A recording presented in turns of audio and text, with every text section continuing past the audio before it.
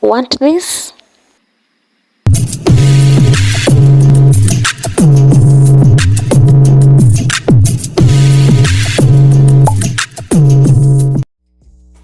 Add a video of your choice.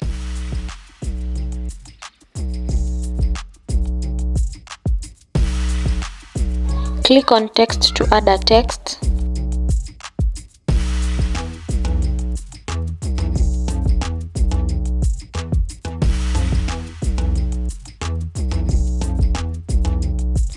Choose your desired font and make the text appear bigger on your screen.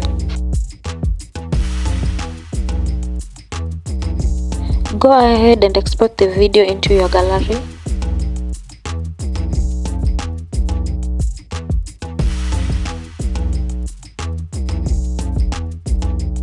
Click on Done to start a new project. Add the original video into your background. Click on Overlay to add the video that we just exported.